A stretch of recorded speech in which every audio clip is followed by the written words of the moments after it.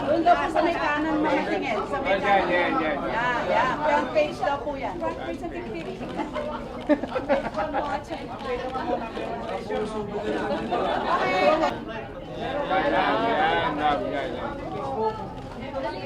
One million followers na po. Thank you. Interview.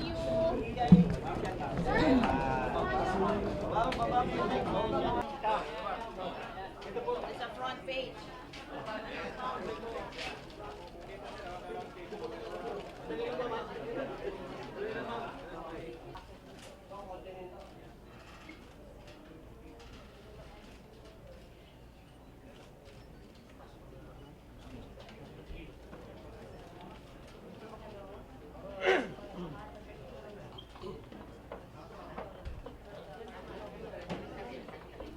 Mga festival, mga charter day, mga speaking engagement, mga advocacy din nila na identified with me, and I have gone around almost part of the Philippines because of that.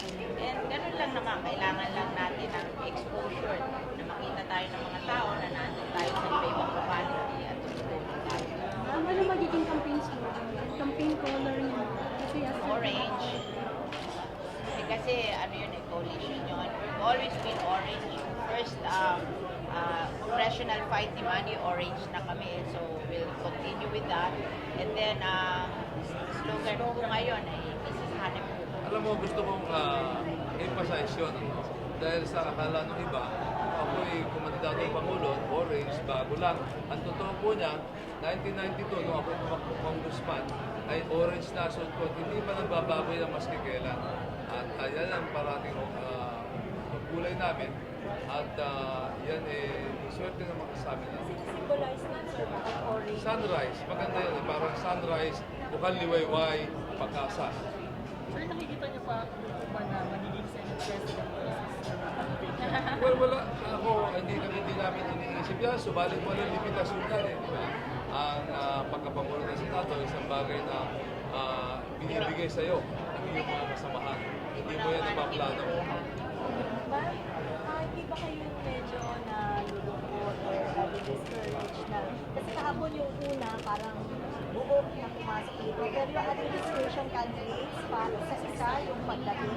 Kasi alam mo, nag-proclamation rally na kami na united kami doon. Parang lahat kami kasi may schedule. So dun sa filing, parang nagka-conflict kami. Kaya minabuti ko na mag-file na ngayon. Si Alan will file tomorrow. Si Senator Trillanes will file Thursday. Kasi yun ang convenient. Kasi si Senator Trillanes may pupuntahan siya sa Thursday pa siya makakabal. Ako naman may pupuntahan tomorrow. So I cannot file with Alan tomorrow. So minabuti namin na kanya-kanya na lang. Kasi iba-ibang schedule namin. Hirap mag-synchronize. Anyway, we have been together tomorrow. Yesterday sa aming proclamation rally. So I guess it's enough. Mas makikita namin yung so-called unity during the campaign. So, Tagal pa yan, sa February pa yun. Ma'am, Salamat. Nandito.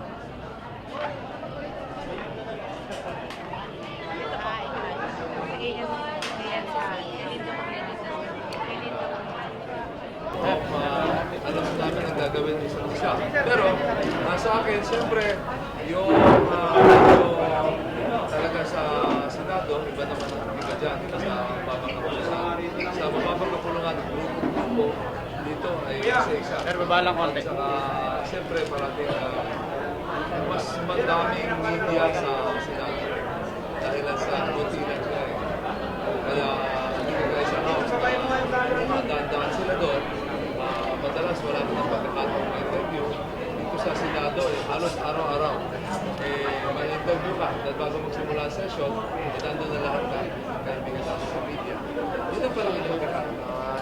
so yung paano nyo siya pinapayawan pagdating sa kung ano yung magiging action o behavior niya sa Senate. Kasi medyo mas mataas yung pressure. Oo. Pero sa tingin ko, ready sa pressure si Cynthia at hindi kailangan bigyan ng payo. Mas sanay sa pressure siya bilang naging pangulo siya ng legislator sa mababang kapulungan. Tsaka kung ako yung mag-speaker ng Senate President, siyempre, siya rin ang namamahala ng mga sa spouses. Kaya ready, pamilya na siya sa mga programa, mga problema sa Senado. Siyempre, noon, lalo na ako Senate President ay nagpupunsulta ko siya sa mga suliranin doon. Kaya pamilya siya. Sir, paano po yung mga iniwanan ninyong trabaho niyo? Well, madami. Actually, tuloy-tuloy naman yan eh. Yung mga adikain natin. Never ending yan eh. Mukha yung pagtulong sa mga maliliit na negosyo. Yung negosyante Pinoy, OFW. So sa maliliit na negosyante, ay tinulungan na namin yan. May bill kami noon, naging batas, subalit hindi pa sapat. So dapat tuloy-tuloy ang pag-amend yan para hanggat hindi natin na itatama tayo sa OFWs. Malaking bagay din yun. Mga pagtulong namin na hindi pa mapasa at sa karamihan ay sa trabaho, sa hanap buhay ang focus.